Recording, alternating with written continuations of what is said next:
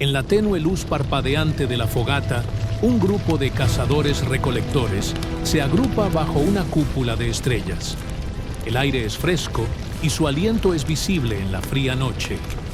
En el centro de la reunión se encuentra una figura imponente, un hombre cuyos músculos, endurecidos por años de supervivencia, ondulan bajo una piel cicatrizada. Él es el líder, un macho alfa que ha ganado su lugar a través de la fuerza, la dominancia y el control. Durante más de 10 millones de años, figuras como él han definido el poder entre nuestros antepasados. Pero no es el único hombre presente. Alrededor de la fogata se sientan hombres de menor estatus, tal vez un poco más viejos o un poco más jóvenes, o simplemente menos fuertes, menos resistentes. Hasta ahora, él ha gobernado sobre ellos sin ser desafiado, imponiéndoles su poder, amenazándolos para que cumplan su misión, golpeándolos cuando se le enfrentan. Ha mantenido a las mujeres cerca, ofreciendo protección y amenazando a aquellas que se sintieron tentadas por otro macho. Pero nada dura para siempre. Desde su posición elevada, no se ha dado cuenta de cómo, en las últimas semanas, los otros hombres han estado comunicándose y colaborando en secreto. Han estado compartiendo su descontento, sus ideas para el cambio.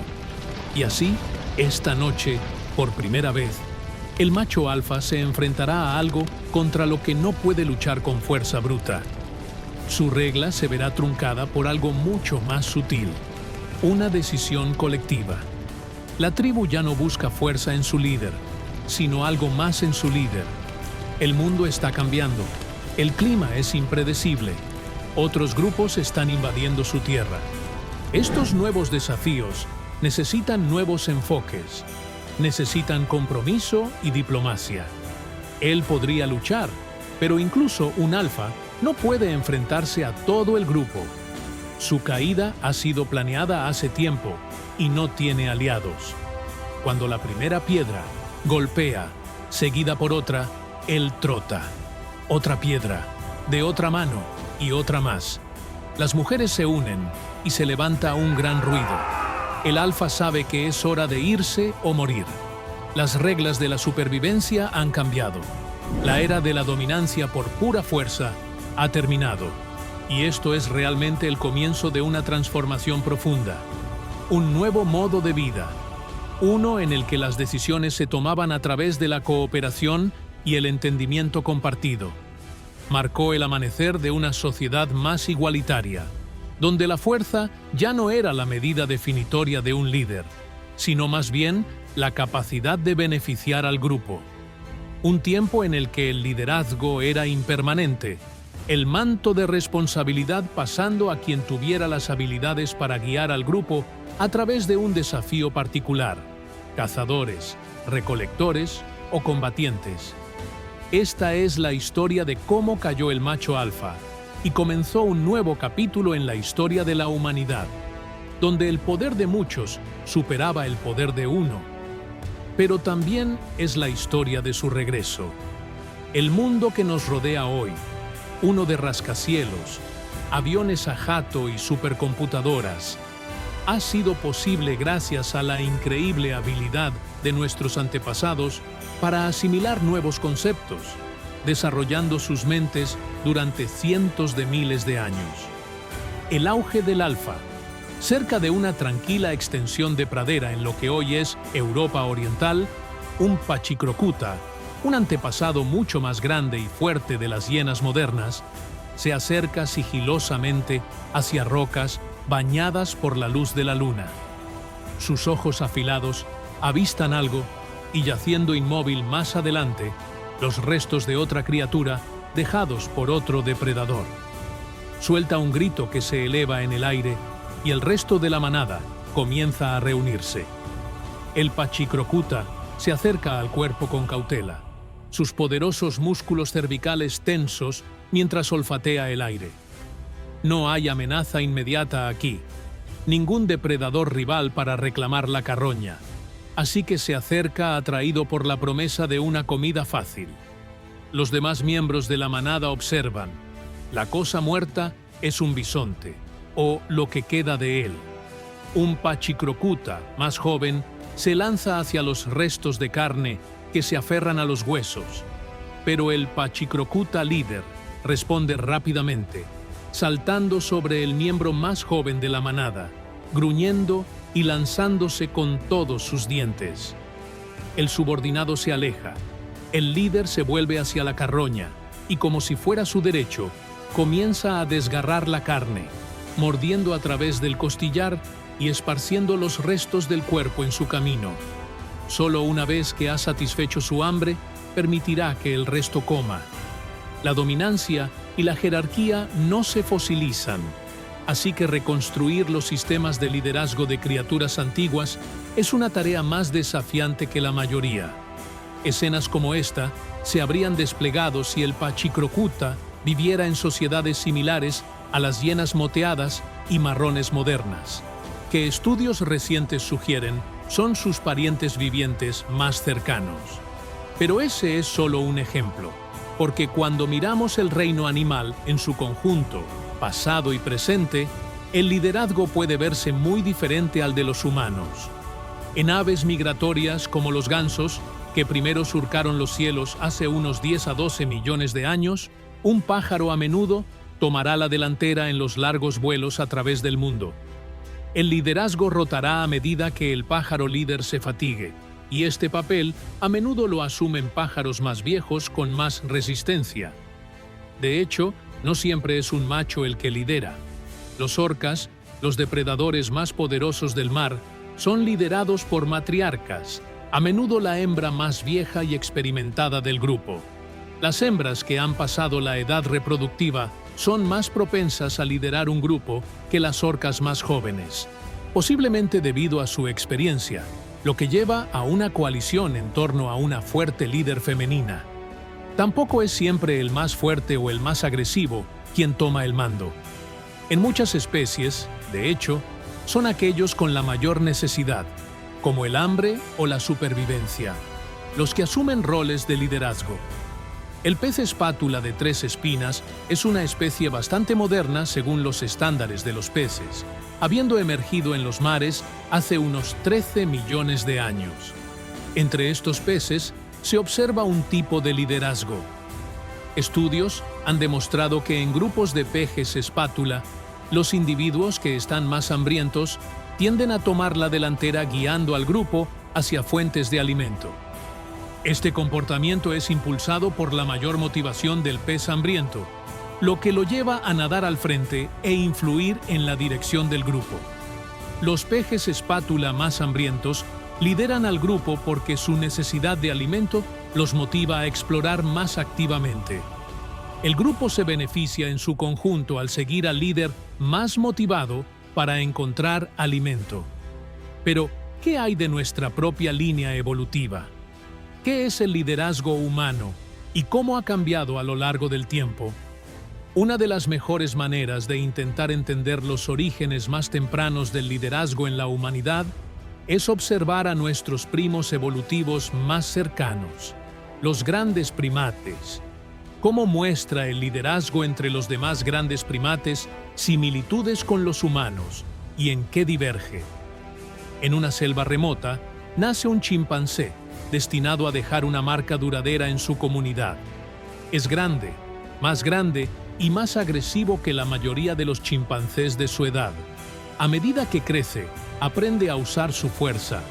Es un buen cazador, realizando matanzas exitosas y protegiendo lo que ha traído de vuelta a la comunidad.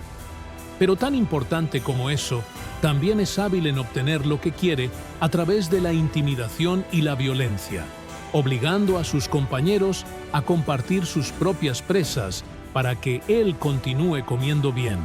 Nadie quiere enfrentarse a un chimpancé de este tamaño con una capacidad tan poderosa para lastimar o someter. La oportunidad llega cuando el líder del grupo cae enfermo. Se produce una pelea y él fácilmente supera al antiguo líder, convirtiéndose en el nuevo macho alfa. Forma alianzas con otros machos y protege a las hembras, asegurando así su legado genético. Trata con dureza a cualquiera que se atreva a desafiar su posición como alfa. Gobierna con mano firme, usando su tamaño y agresión para asegurar el respeto y la sumisión de los demás. Gobierna su comunidad durante 5 años exitosos, un tiempo bastante largo según los estándares de los chimpancés, donde un macho alfa debe estar siempre alerta para vigilar a los pretendientes a su trono. En un mundo donde la fuerza bruta es la clave del éxito, incluso un alfa tan fuerte como este solo está a salvo mientras pueda luchar. Una de las mejores maneras de intentar entender los orígenes más tempranos del liderazgo en la humanidad es examinar a nuestros primos evolutivos más cercanos, los grandes primates. El liderazgo entre chimpancés, gorilas y bonobos nos ofrece un vistazo a la diversidad de liderazgo entre nuestros parientes vivientes más cercanos. Cada especie muestra un enfoque ligeramente diferente hacia el poder, la autoridad y la organización social. Estas jerarquías de primates no solo nos ayudan a entender su comportamiento, sino que también pueden arrojar luz sobre la evolución del liderazgo humano. Los chimpancés, conocidos por sus complejas estructuras sociales, tienen estrictas jerarquías de dominancia, con un solo macho alfa en la cima y una hembra alfa debajo de él. El estatus alfa generalmente se hereda, pero en algunos casos requiere fuerza bruta o inteligencia. Después de llegar a esta posición, para mantener la dominancia, un macho alfa a menudo mostrará agresión, resolviendo conflictos y afirmando su autoridad sobre los rivales. Sin embargo, incluso el más poderoso de los machos alfa no es invencible. Las coaliciones de machos de menor rango pueden desafiar y derrocar a un líder, destacando la naturaleza siempre precaria de la política chimpancé. Y es por eso que, a pesar de su reputación por la violencia, hay un poco más de matiz en el macho alfa o hembra alfa chimpancé. Deben ser físicamente fuertes y tener una tendencia a la agresión, pero también deben cultivar vínculos con sus compañeros del clan. Los alfas forman lazos con machos y hembras a través del acicalamiento social, una moneda clave en la sociedad chimpancé. De hecho, en realidad es una mezcla de agresión e interacción social lo que asegura verdaderamente el lugar de un chimpancé en la cima. Estudios han demostrado que después de una pelea, los chimpancés macho a menudo se acicalan entre sí como muestra de reconciliación, y cuanto más se acicalan en el día a día, más probable es que se reúnan nuevamente después de un enfrentamiento. Los gorilas también están gobernados por un macho alfa, generalmente el más grande y fuerte de los machos del grupo. Él es el tomador de decisiones, el líder y protector del grupo, y es recompensado con acceso prioritario a los recursos y las parejas. Los machos maduros desarrollan un parche distintivo de pelo plateado a medida que envejecen, alrededor de los 12 años, y se conocen como plateros. Aunque varios plateros pueden existir dentro de una tropa, solo uno tiene el puesto más alto como alfa, comandando autoridad sobre el grupo. Ocasionalmente, un platero más joven desafiará al líder, pero el fracaso significa el exilio.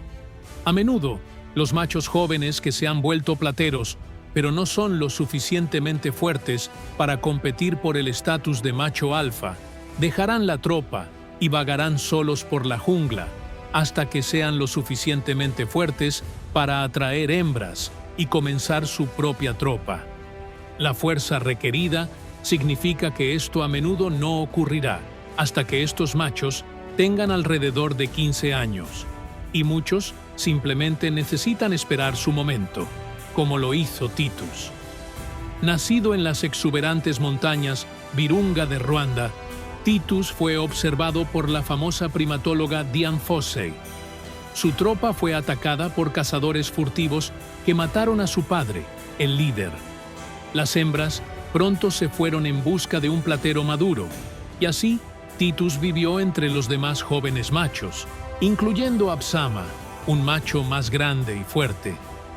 Después de muchos años vagando por la jungla como machos solteros, los bachatares se unieron a un pequeño grupo de hembras.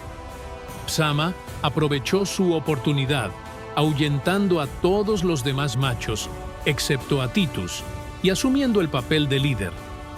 Titus permanecería a la sombra de Psama durante 8 años, hasta que, finalmente, sintiéndose lo suficientemente fuerte, lo enfrentó y sometió, convirtiéndose así en el líder de su propia tropa y terminando por liderar la tropa más grande conocida en el mundo. A diferencia de los chimpancés y los gorilas, nuestros otros parientes cercanos, los bonobos, se acercan al liderazgo de una manera un poco diferente. Las sociedades de bonobos son más. Los bonobos son más igualitarios y matriarcales que los demás simios. De hecho, las hembras de bonobos tienen un influjo significativo y los machos a menudo dependen del estatus de sus madres para ascender en las jerarquías sociales. La agresión juega un papel mucho menor en el mantenimiento del poder. En cambio, los bonobos construyen coaliciones a través del vínculo social, el sexo y la cooperación, haciendo que su estructura de liderazgo sea menos jerárquica y más fluida que la de sus primos primates. Esto se aplica incluso entre grupos sociales separados. Se observó a una comunidad de bonobos en el Kuri durante 2 años, y durante ese tiempo, cuando se encontraban con grupos vecinos, sus interacciones eran frecuentemente sociales, no agresivas. Se acicalaban, compartían comida y mantenían sus fronteras de manera pacífica. Estos estilos contrastantes de liderazgo entre los grandes simios sugieren que la evolución del liderazgo en los humanos pudo no haber sido nada sencilla.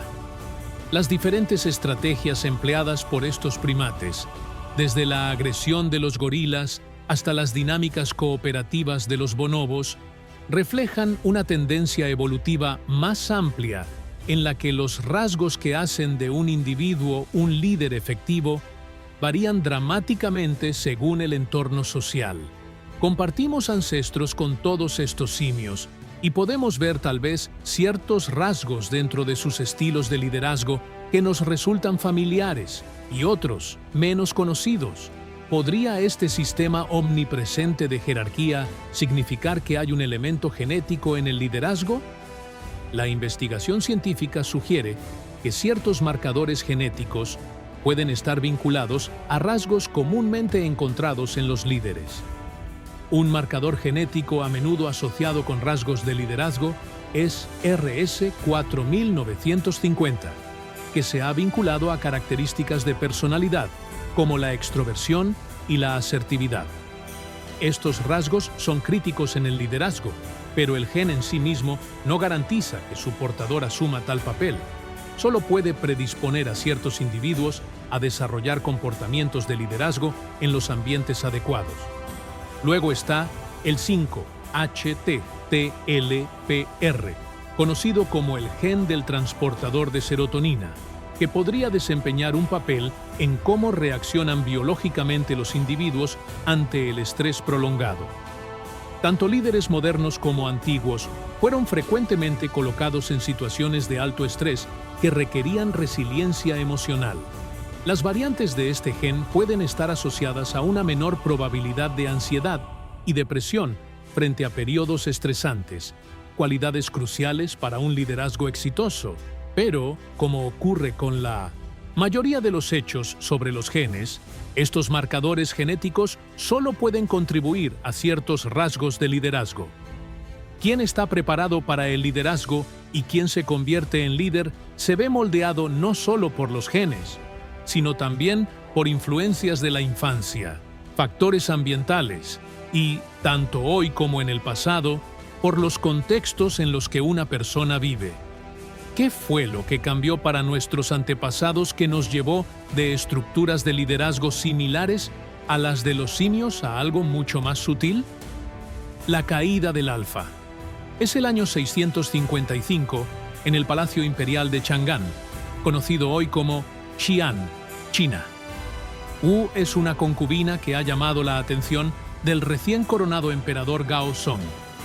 Pero Wu no tiene intención de quedarse como una simple concubina. Su objetivo es asegurarse de ser el centro de las atenciones del emperador y del poder político. Se dirige contra la emperatriz Wang y la concubina favorita del emperador, la consorte Xia. Nadie sabe exactamente qué le sucedió a la hija recién nacida de Wu, y algunos siempre creerán que su destino fue obra de su madre. Pero cuando se descubre muerta a la niña, Wu acusa rápidamente a la emperatriz y a la consorte. El emperador Gaozong, destrozado por el dolor, se convence fácilmente de la culpa de ambas.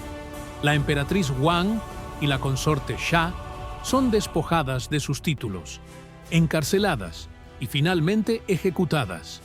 Con sus rivales eliminadas, Wu es elevada a la posición de emperatriz consorte, pero este es solo el comienzo de su ascenso.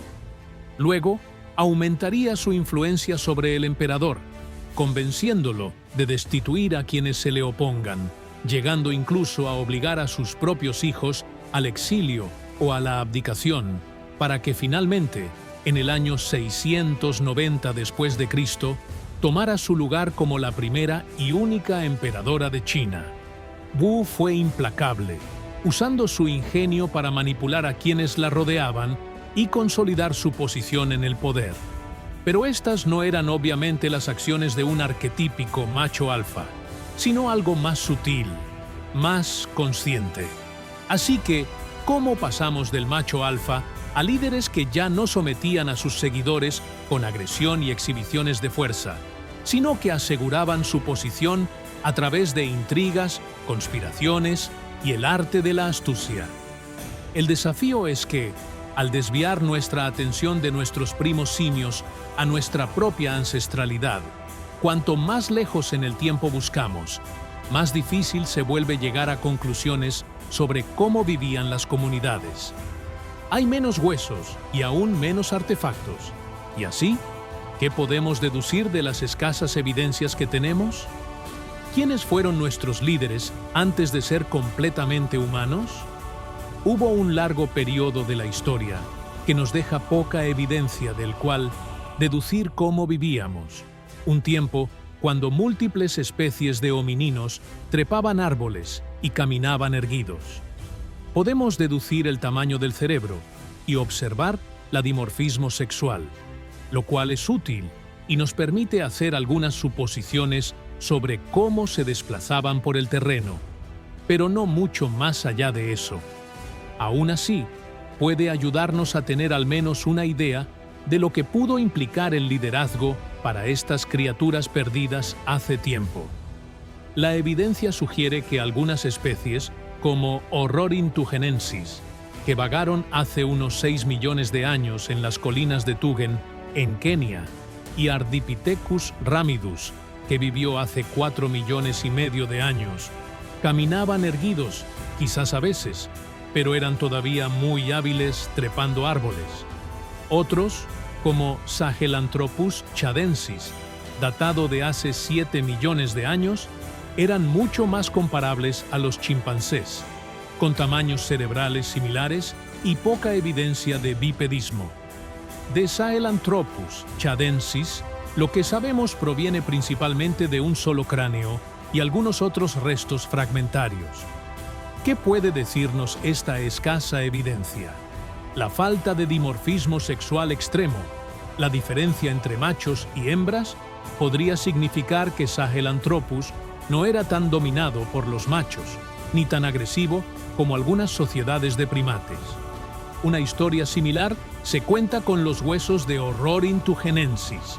Nuevamente, los fósiles limitados de Orrorin sugieren potencialmente menos dimorfismo sexual, lo cual podría implicar un ambiente social menos competitivo, donde los machos no luchaban por la dominancia sobre las hembras o los recursos tan ferozmente como los chimpancés o los gorilas. Pero en última instancia, hay poco que podamos afirmar con certeza. Homo habilis también sigue este patrón. Considerado un ancestro común entre Homo sapiens y neandertales, A pesar de su existencia anterior, entre hace 300.000 y 700.000 años, es muy probable que estuviera altamente desarrollado socialmente. Sabemos también que eran una especie bien adaptada para lidiar con cambios ambientales. Los instrumentos de caza sofisticados, como lanzas de madera encontrados en el Center, sitio de Schöningen en Alemania, demuestran que Homo heidelbergensis probablemente participaba en estrategias de caza grupal complejas, lo que requeriría un buen nivel de comunicación entre los miembros del grupo. La presencia de huesos y oideos modernos humanos en los yacimientos arqueológicos de Homo heidelbergensis sugiere la posible capacidad de lenguaje, aunque no podemos decir si Homo heidelbergensis hablaba realmente entre sí en un sentido verdadero, ya que otras características físicas involucradas en la producción y comprensión del lenguaje rara vez se fosilizan. Además, lograron un paso importante para cualquier hominino. Se cree que adquirieron la capacidad de controlar el fuego, siendo la evidencia directa encontrada alrededor de hace 780.000 años.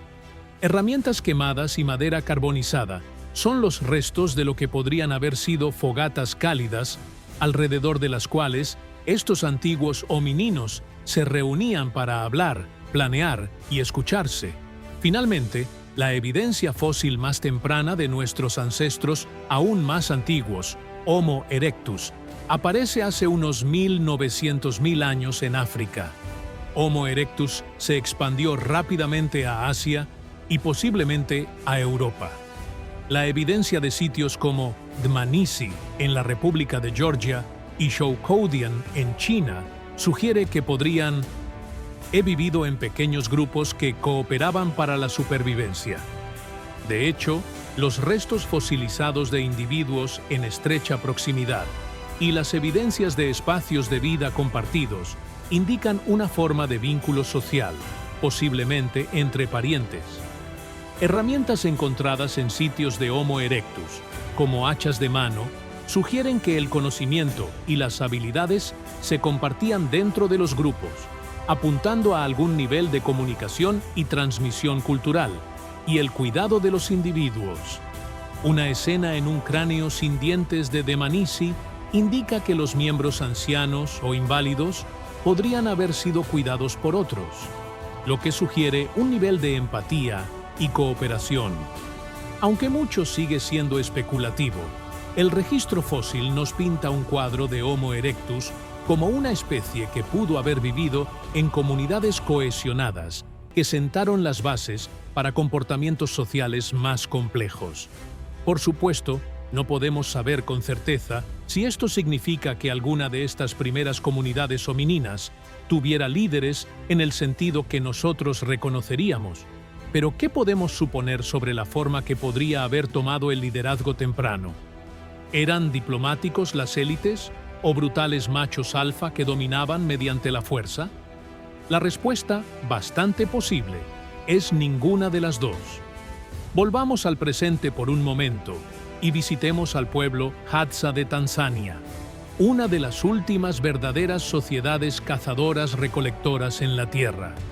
Incluso hoy en día, mientras caminan siguiendo las huellas de sus antepasados, revelan la naturaleza dinámica y situacional del liderazgo que ha guiado a las sociedades humanas durante milenios.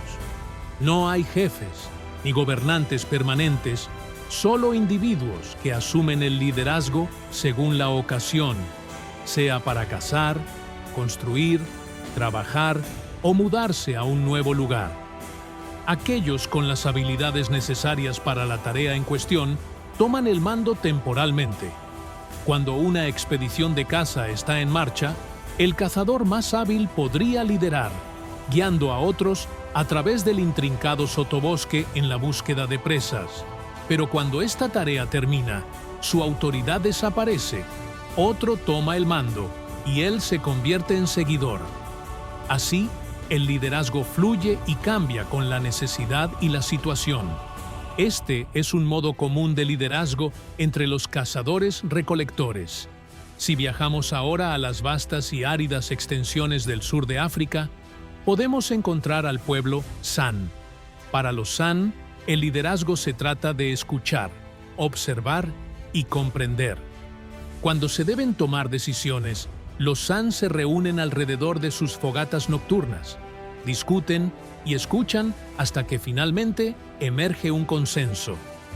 El líder nombrado para el momento, un rastreador habilidoso, por ejemplo, o un anciano con sabiduría, no tiene poder permanente. En cambio, su influencia es fugaz. Esta es la esencia del igualitarismo situacional, donde el liderazgo es tan fluido y adaptable como las arenas movedizas. Mientras que los Hadza y los Sansón, por supuesto, mucho más avanzados en la forma en que viven y sobreviven que nuestros antepasados lejanos, pueden darnos algunas pistas sobre cómo podría haberse organizado una sociedad nómada y cazadora hace cientos de miles de años. Podemos ver que estas comunidades se involucran en un liderazgo basado en habilidades, lo que no es necesariamente una elección de igualitarismo, sino tal vez una cuestión de necesidad. Imagina por un momento que las posibilidades de comer bien o morir de hambre dependen del éxito de una caza, o que un giro erróneo al navegar podría llevar a la muerte. En estas situaciones de alto riesgo, solo aquellos con la vista más aguda, los reflejos más rápidos y el conocimiento más profundo de la Tierra deberían liderar. Estos ejemplos modernos sugieren que es improbable que las sociedades nómadas de cazadores-recolectores, incluso aquellas muy lejanas en el tiempo, fueran gobernadas por jerarquías rígidas, sin líderes ungidos ni machos alfa. En su lugar, también ellas abrazaron el liderazgo situacional, un sistema donde la autoridad se desplaza de una persona a otra según la tarea en cuestión. Y cuando se trató de tomar decisiones, quizás sobre a dónde moverse a continuación o cómo lidiar con un miembro de la comunidad que había roto las reglas, la toma de decisiones basada en el consenso pudo haber sido la norma. De hecho, en las pequeñas comunidades actuales de cazadores-recolectores, cada voz tiene cierto grado de influencia. Se mantienen discusiones comunitarias y se toman decisiones comunitarias. Y así, claramente, en algún punto de la historia evolutiva, llegó el momento en que el macho alfa de nuestros antepasados distantes y primos cercanos fue depuesto para siempre. Pero, ¿por qué habría sucedido esto? ¿Qué presiones ambientales nos habrían empujado a alejarnos de un sistema que había funcionado tan bien para nuestros primos simios? La evolución del cerebro humano y, tan crucialmente como lo anterior, el lenguaje, pueden tener algo que ver con ello. A medida que los humanos desarrollaron capacidades cognitivas más sofisticadas, los líderes ya no eran solo los individuos más fuertes o dominantes, también eran estrategas y negociadores.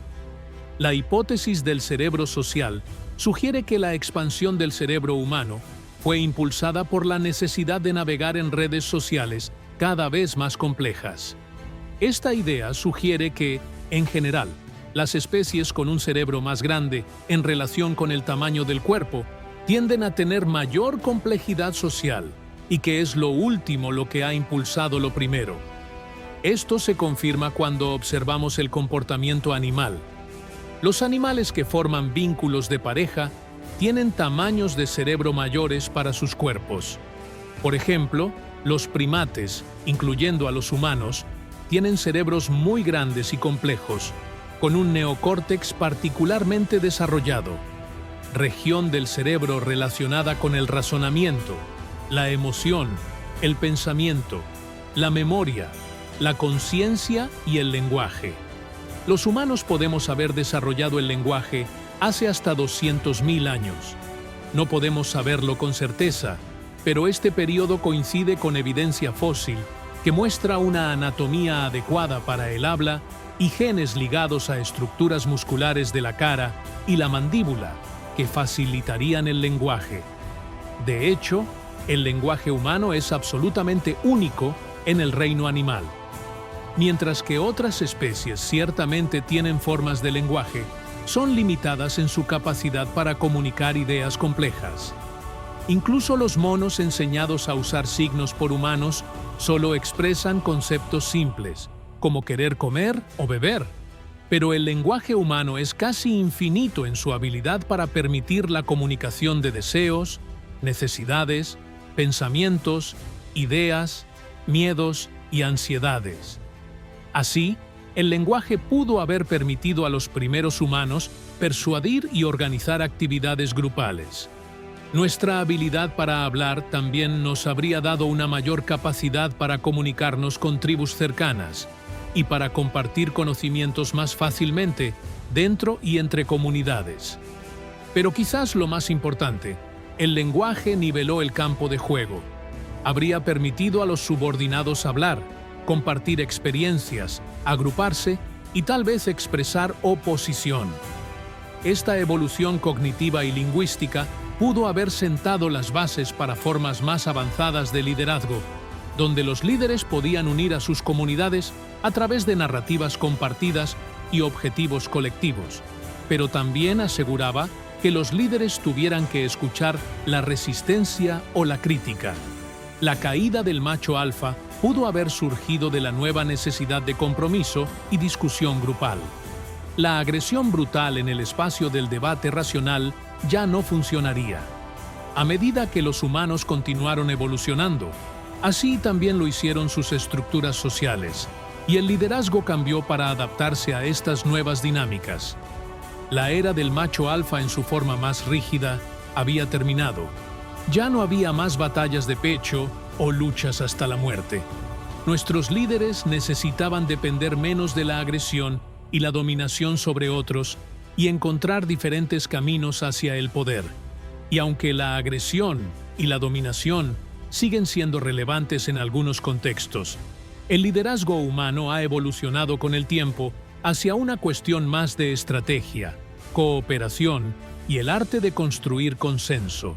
Pero a medida que el tiempo pasaba y las necesidades cambiaban, también lo hizo la naturaleza del liderazgo. El surgimiento de los reyes. El humo del fuego moribundo se eleva en el aire. Un grupo familiar está ocupado a atar pieles de animales, recoger herramientas. Los niños ayudan llevando agujas de hueso y cuchillos de sílex. Los adultos están discutiendo la mejor ruta para tomar hacia nuevos pastizales. Y al amanecer, la tribu se pone en marcha, una delgada línea de figuras en un llano abierto. Necesitan encontrar nueva presa, nuevos lugares para recolectar. Son nómadas y su vida depende de estar en movimiento. Antes de establecernos en comunidades agrícolas, Homo sapiens vivía como cazadores-recolectores. Éramos en su mayoría nómadas, moviéndonos frecuentemente en busca de alimentos.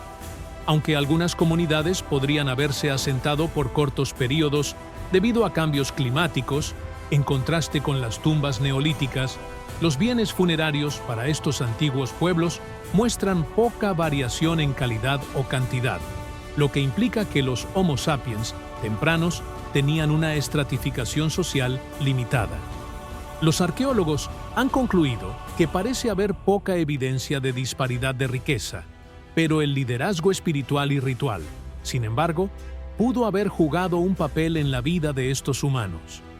Artefactos como pinturas rupestres y figurillas sugieren la existencia de prácticas espirituales, posiblemente lideradas por chamanes u otras figuras con autoridad ritual. Tomemos el sitio de entierro en Dolní Věstonice, ubicado en lo que hoy es la República Checa. El sitio data de unos 27.000 años.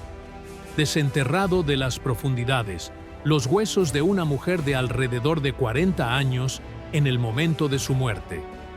Su cuerpo fue depositado entre dos grandes omoplatas de mamut, y alrededor de ella se encuentran más tesoros: huesos de zorro ártico y ocre rojo, un pigmento comúnmente asociado con entierros rituales.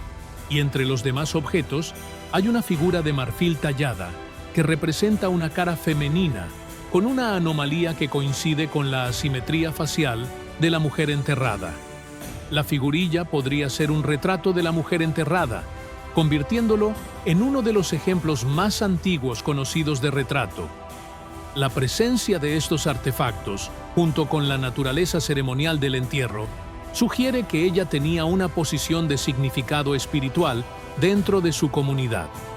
Posiblemente otros signos de ritual han sido encontrados en sitios funerarios en Gales, que datan de 33.000 años atrás, y en Portugal de alrededor de 24.000 años.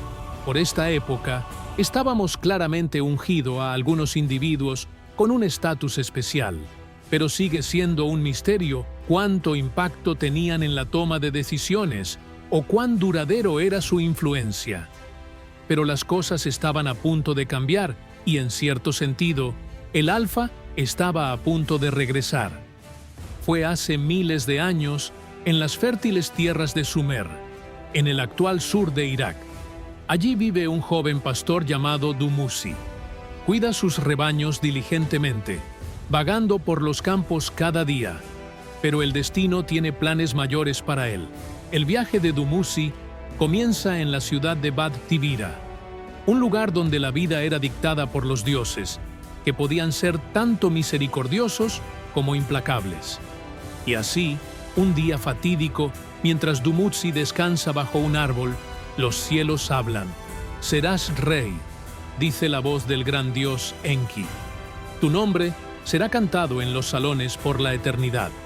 Y con eso, el joven pastor se convierte en el rey pastor, elegido por los dioses para liderar a su gente. Bajo el gobierno de Dumuzi, la región de Bad Tibira florece. Los campos producen buenas cosechas, los ríos corren llenos y los rebaños se multiplican. El pueblo canta sus alabanzas, porque Dumuzi trae vida y prosperidad a todos los que toca. Y aunque es rey, permanece humilde, nunca olvidando sus raíces en los campos y los ritmos de las estaciones. Hoy en día, el nombre de Dumuzi aparece en una pequeña tableta de arcilla de solo 20 centímetros de altura, descubierta por primera vez en 1907 en la antigua ciudad de Nippur, en Irak. Su nombre es uno entre una larga lista de reyes antiguos. Las ciudades están todas en la antigua Sumer. El lenguaje es sumerio, y así la tableta es conocida como la Lista de Reyes Sumerios, la pieza más antigua de escritura que conocemos que enumera reyes, reinos y reinados. Pero eso no es todo lo que se dice de Dumuzi, pues también se dice que se casó con una diosa, vivió en el inframundo y gobernó durante 36.000 años. Así que solo podemos suponer que la lista de reyes sumerios no es exactamente el claro artefacto histórico que podríamos desear al buscar al primer líder nombrado en la historia. Pero no hay duda de que varios miles de años después de esto, es como los humanos hemos organizado en su mayoría nuestras comunidades. Desde pequeños caciques hasta grandes emperadores, hemos nombrado a una sola persona para que esté al frente de nuestras sociedades, confiando en ellos el poder y la responsabilidad del liderazgo. Pero el primer ejemplo no mítico de un líder que podemos encontrar en la historia escrita no proviene de Sumer. Él fue un faraón egipcio llamado Narmer. De hecho, a menudo se le da crédito por unificar el Alto y el Bajo Egipto en 3100 a.C. Pero aunque Narmer pueda ser el primer líder en haber sido inmortalizado en la historia escrita, está lejos de ser una rareza. Conocemos a muchos reyes y líderes que vinieron después, desde el mítico emperador amarillo de la China temprana, al que se le atribuye un reinado de 300 años, hasta el menos mítico, pero igual de poderoso, Sargón de Akkad, quien gobernó posiblemente el primer imperio de la historia en Mesopotamia en el siglo 24 a.C. Estos líderes, al igual que nuestros políticos de hoy, estaban a cargo de vastas extensiones de tierra y tenían que encontrar una manera de gestionar y controlar grandes y diversas poblaciones. Y también hubo la tentación, evidenciada en gran parte de nuestra historia escrita, de que una vez obtenido el poder, Estos líderes buscaron mantenerlo en su familia. Sin embargo, quizás sorprendentemente, aunque puedan haber vivido hace miles de años, los faraones, reyes de Sumeria, emperadores romanos y dinastías chinas representan, de hecho, una forma bastante moderna de liderazgo en términos de toda la historia humana. Nosotros, Homo sapiens, hemos existido, después de todo, durante cientos de miles de años, y estos líderes más recientes representan solo un aspecto diminuto de nuestra historia social, uno que no comenzó a aparecer hasta hace unos 12.000 años. La revolución agrícola cambió el liderazgo para siempre. Este periodo marcó una de las fases más transformadoras de la historia humana. Muchas sociedades pasaron de estilos de vida nómadas, de cazadores-recolectores, a comunidades agrícolas asentadas. Y este cambio fundamental alteró la organización social y la naturaleza del liderazgo, llevando a formas más estructuradas y jerárquicas de autoridad.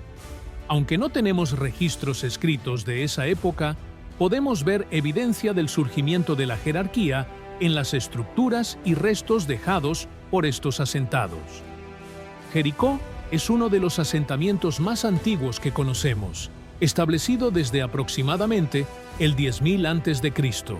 El sitio tenía enormes muros de piedra y una torre de 9 metros, estructuras que habrían requerido mano de obra organizada para ser construidas, lo que seguramente necesitó la supervisión de alguien al mando.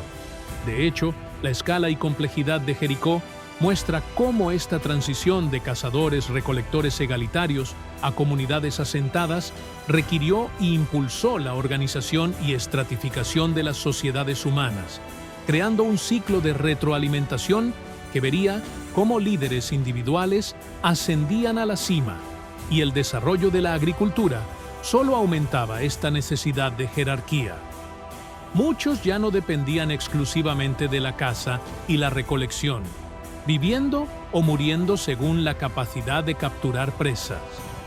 Los humanos pudieron de repente crear un exceso de recursos a través del cultivo de cultivos y la domesticación de animales, y alguien necesitaba gestionar la creación, almacenamiento y distribución de estos recursos. Esto significaba organizar la mano de obra para actividades como el plantío, la cosecha y la construcción de infraestructura, y así los líderes asumieron roles como gestores, supervisando la construcción y el mantenimiento de recursos compartidos. El desarrollo de asentamientos permanentes también introdujo problemas relacionados con la propiedad de la tierra, la defensa y el comercio. Los líderes tuvieron que servir cada vez más como árbitros en disputas, protectores contra amenazas externas y negociadores en interacciones comerciales.